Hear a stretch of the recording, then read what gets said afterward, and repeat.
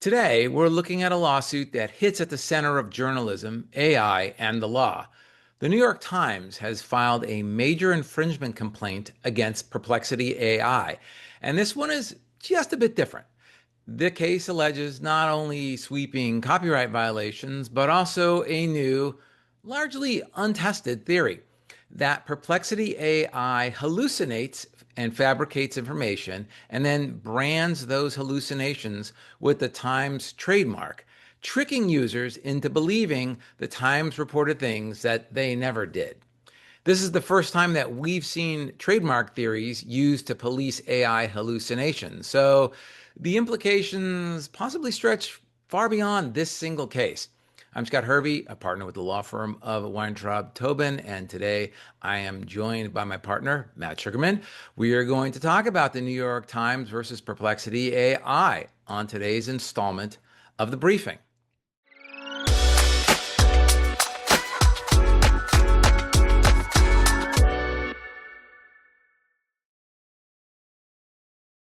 Matt, welcome back to the briefing. Good to have you. Thank you, Scott. Happy to be here. Yeah, always happy to have you on these AI cases. I know that this is of particular interest to you. Yes, it is. Yeah. All right. Well, why don't we get started with the basic facts of this complaint? So, the New York Times, as we know, is a 174-year-old journalism institution, really. It alleges that Perplexity, one of the fastest growing AI answer engines, has built its product on massive systemic copying of Times content. According to the complaint, Perplexity not only used Times content without permission, but did so after Times explicitly told Perplexity to stop, sent cease and desist letters, and even hard blocked Perplexity's crawlers at the server level. Actually, Matt, this is not the first time that Perplexity has been accused of this type of conduct. We've reported on this before. I think it was the Britannica lawsuit. Right. So the Times claims that Perplexity circumvented all of that using uncleared bots, unidentified user agents, and even what independent researchers have called stealth crawling.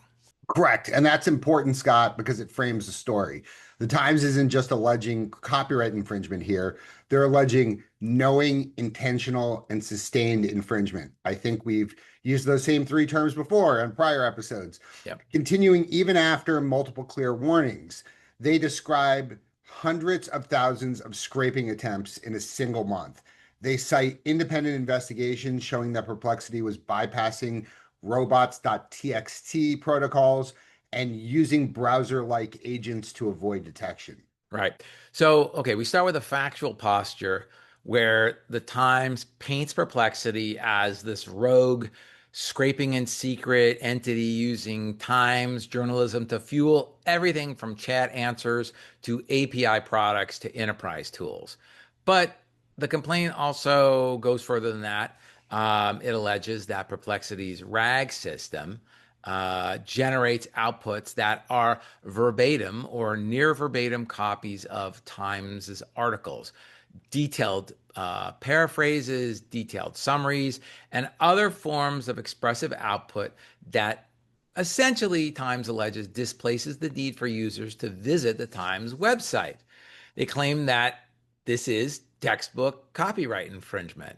But let's talk about the trademark claims. Well, let's talk about the copyright claims first, but we are going to get to the trademark claims because that's, I think, the most interesting part of this complaint and new territory. But all right, let's touch on the copyright first because it, as I said, it sets the foundation. So the Times alleges infringement at two stages. The first is the input stage. So the Times alleges that Perplexity copies Times content by scraping the Times website directly and using bots like Perplexity bot and Perplexity-user bot, and also using unidentified crawlers or uncleared crawlers to bypass blocks like the robots.txt protocols, and then by accessing third-party scraping indexes that contains Times content.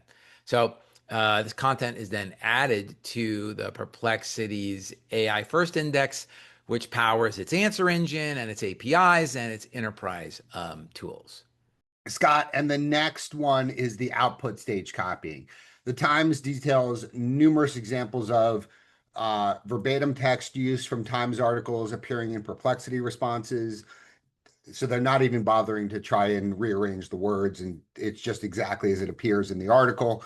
Detailed paraphrases that preserve Times expression, summaries that provide the entire value of the article, again, allegedly reducing the need for users to click through to the actual article itself. They even show examples where Perplexity API outputs reproduce copyrighted articles almost word for word when prompted simply with the article title. And we've seen similar allegations in other AI input training and output cases. However, the unique part of this complaint is the trademark angle, as you mentioned before. So let's get into that. Right. Okay. So to me, this is where the case gets fascinating and interesting.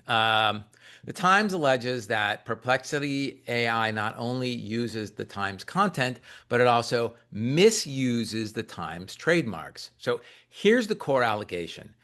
Perplexity generates fabricated content, hallucinations, and then attributes these hallucinations to the New York Times, displaying them alongside the Times's famous registered marks. So I don't think that this is something we've seen in other publisher AI platform cases before. So this is what the complaint alleges.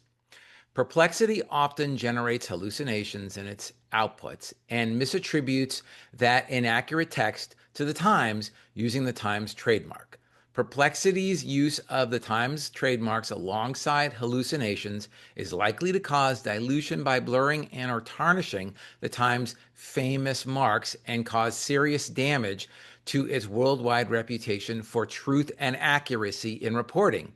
In addition, Perplexity's use of these marks, the Times trademarks, alongside hallucinations constitutes false designations of origin and confuses and deceives Perplexity users into believing, falsely, that the hallucinations are associated with, sponsored by, or approved by the Times. Scott, that's an interesting trademark argument. Trademark infringement often revolves around whether a defendant is causing confusion as to the source, sponsorship, or approval. And the Times is essentially saying the AI tells users, here's reporting by the New York Times, complete with logos, when the fact is that the text is false or incomplete. Right, Matt. Let's double click on this and talk a little bit about the two allegations that are raised by the Times as they relate to the trademark claims. So the first one is false designation of origin. So that's something that's prohibited under the Lanham Act. Now, this law applies to anyone who uses in commerce any false designation of origin, false or misleading description of fact, or false or misleading representation of fact. Basically, what it prohibits is the implication that the brand owner is associated with this false or misleading fact, or in the case of usually products, it's usually some type of counterfeit or a counterfeit or, you know, bad, lower quality product. Okay, so dilution by tarnishment essentially means trademark dilution that's different from infringement. It's about protecting the distinctiveness and selling power of a famous mark. New York Times is an example. Even if there's no confusion about the source of the product.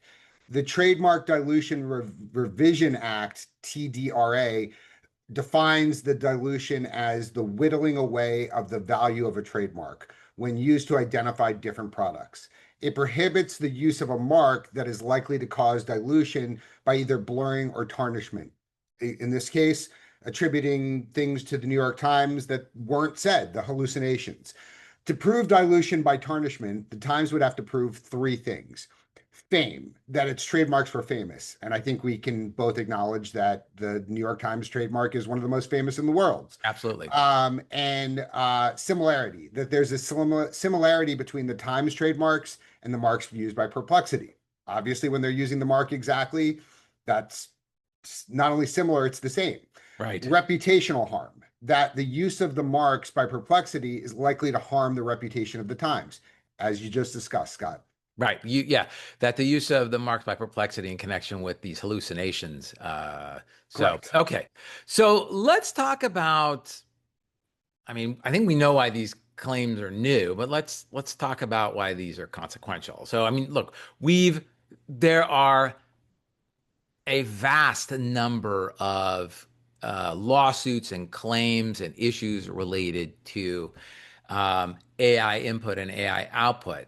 Uh, Interestingly, I think this might be the first one that I have encountered that's related directly to AI hallucinations. I mean, we've seen some output claims related to GAI content where it could be probably a hallucination, but this is the first probably non-copyright claim I've seen related to AI hallucination. Um, all right, why is this consequential? I think that this is relevant to Perplexity,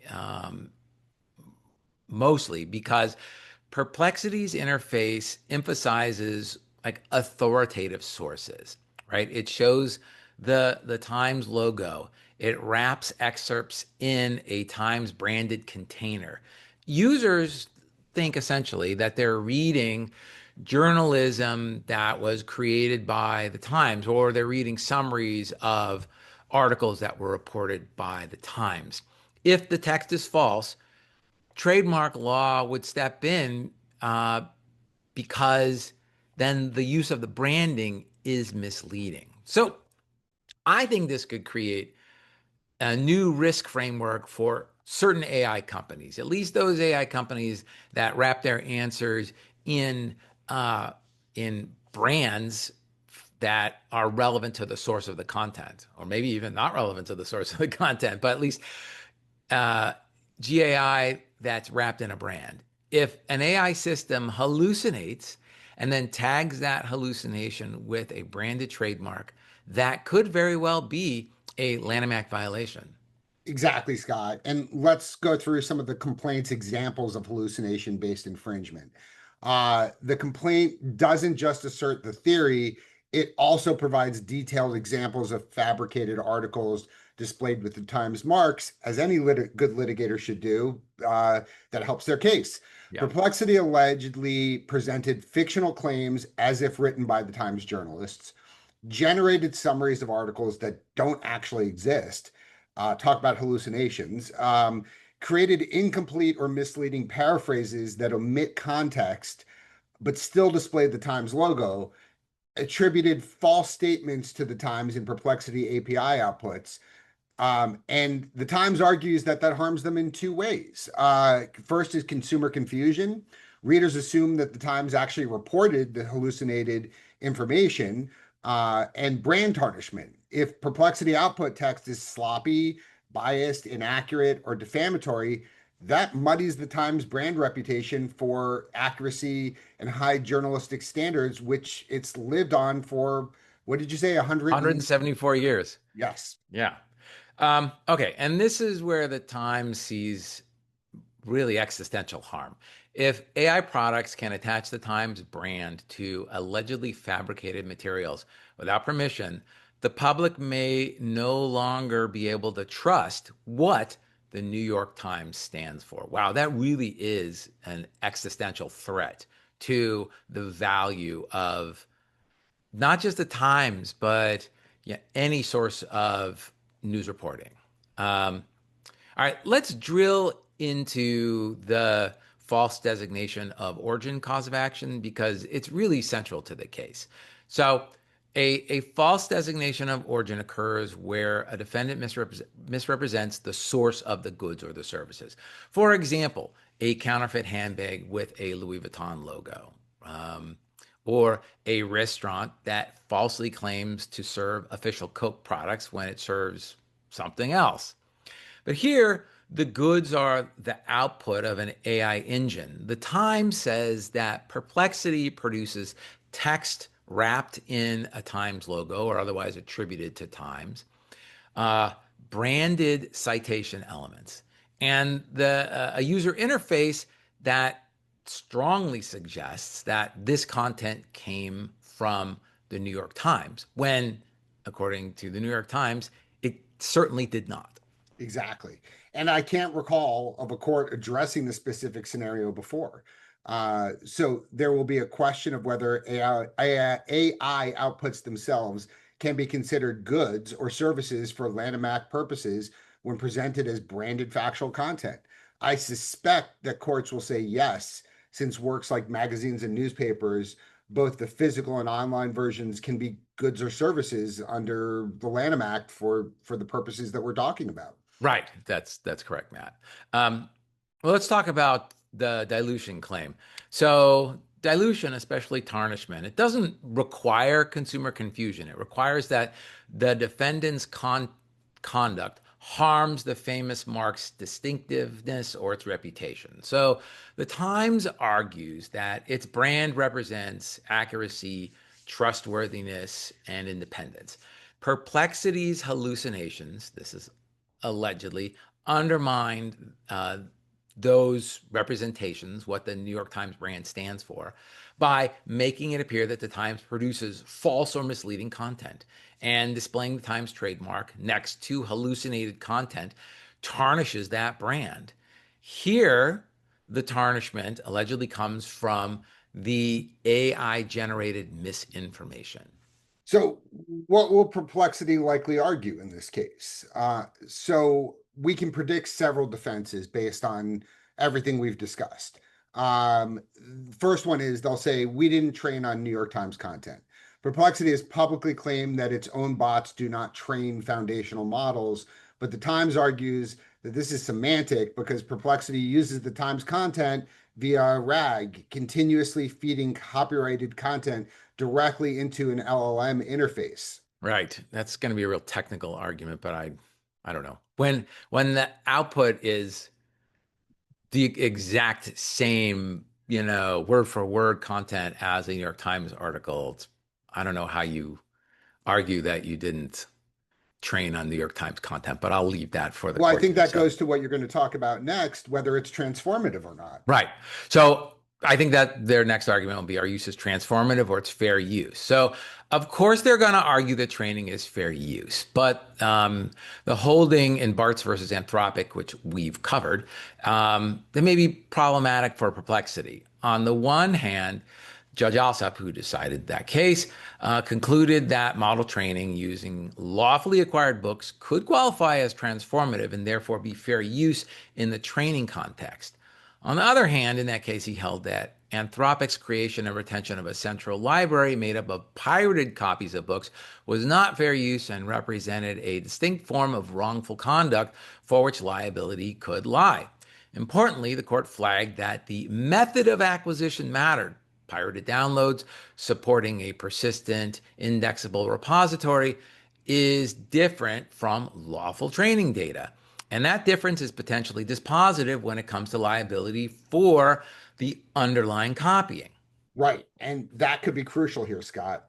The Times alleges Perplexity used undeclared crawlers, ignoring robots.txt directives, and access content from undisclosed IPs and user agents, conduct that publishers call stealth scraping. If a fact finder concludes Perplexity systematically circumvented publisher controls and built a curated retrievable RAG index using those copies, the piracy analysis in Bart's may supply a potent analog. A company that obtains content by evading protections and keeps it in a form readily reusable looks a lot more like Anthropic's central library than a benign ephemeral crawl. Put bluntly, the how of acquisition matters in Alsop's framework. The courts will care whether the copying is persistent, organized, and used to create a reusable repository versus an ephemeral indexing. Let's flip this around though, Matt. Perplexity would likely argue that the robots.txt directive is a convention. It's not a law. It's a voluntary technical standard. It's not a statutory prohibition. Maybe it's a breach of contract claim. Maybe it's trespass to chattel. Ignoring it may be aggressive. It may be bad faith. As I said, it may be even breach of contract. but I don't know that it automatically makes the conduct unlawful. They'd say the same about the terms of use. At most, scraping is a violation of the terms of service in breach of contract. Or going way, way back to an old eBay case, maybe it's trespass to chattel. But I don't think that it's piracy. There is also the fact that Bart's involved novels and book publishers. The court's analysis weighed the expressive nature of the books differently than, say, raw facts in a newspaper article. The court in Bart's decision recognized training an LLM can be transformative because the model uses the text to develop predictive capabilities rather than to reproduce the books as is. Right. All right. So let's talk about output with regards to the output in this case. So Perplexity may argue summarization is transformation. But in the complaint, the Times seems to show examples of verbatim copying, detailed repackaging, and harm, displacement of traffic. Scott, and here's another argument that Perplexity is likely to and very well might raise, which is that we include citations so that users aren't confused. The complaint alleges that the citations are attached to content that the New York Times never wrote. There's also the nominative fair use argument. Perplexity might claim that it's simply referencing the Times as a source, but nominative fair use doesn't protect false statements or deceptive branding. Right. Uh, I mean, it will be interesting to see what Perplexity does to this. Okay, let's talk about why this case matters for the entire AI industry. So, there seems to be a growing issue with AI query results, including not just wrong information, but fabricated citations. I mean, I can't tell you, I mean, you know, Matt, like how many times um, our ethics counsel for this firm uh, like instructs us, like, do not use GAI for legal research. Don't use GAI to help you write a brief. And there are many, many, many, many, many stories of lawyers who use GAI to help them write a brief get into trouble because the GAI hallucinates and gives them a citation to a case that does not exist. Yeah, and I just want to make sure that our listeners are aware that that's one of many reasons not to use GAI for legal research and legal work, not just the only one. Right. Yeah, absolutely. And we might do a whole thing on that because I think that's a lot of our listeners are lawyers, and I think that's a real interesting one. Correct. But here's like a broader issue. So, a study by researchers at the Tao Center for Digital Journalism at Columbia Journalism Review, so a very reputable institution, found that generative AI search tools not only fake citations, but those tools would produce fake results rather than admitting that they couldn't locate the correct information. The study also found that content licensing deals with news sources provided no guarantee of accurate citation in chatbot responses. Right. And most AI tools do contain disclaimers warning that outputs may contain mistakes. But is this really sufficient given how people are using AI tools and how prominent they're becoming every time you do a search? Putting that aside, where AI outputs include a citation to the source, there may be a need for more prominent disclaimers when the content is uncertain. Right. I agree. I mean, look, I think accuracy of GAI content, the output is a big issue. And I think that users are becoming more and more reliant upon it. And with that, there becomes a responsibility for accuracy. And I don't know, like this article is very the report by Columbia and this case is very concerning. All right, so let's sum this up. So the Times alleges widespread copying, both input and output. But as we've said, the novel part of this case is the trademark theory. And I think this part highlights some of the larger problems with GAI, which is that AIs hallucinate. And the claim is that the AI hallucinations falsely branded as New York Times journalism infringes and dilutes the New York Times brand. And as we've said, this raises new legal questions about AI accuracy, attribution, and accountability. Matt, any final concerns or thoughts about this case? I see lots of similarities in everything that we discussed to little snippets from other areas of the law. Uh, everything from and it might be a non sequitur, but things like in sexual harassment cases where it's got to be persistent and continuing. And there are lots of little things that I'm seeing within here that the court could draw from other areas of the law where they've set rules and regulations, even if they seem unrelated at first glance, to inform their decision here. Yeah, no, I agree. Look, the court's gonna, this is novel, and the court's gonna have to come up with either the court or legislators, we're gonna have to have some type of framework that addresses this. Because without, I mean, think about the outcome if this is not curtailed.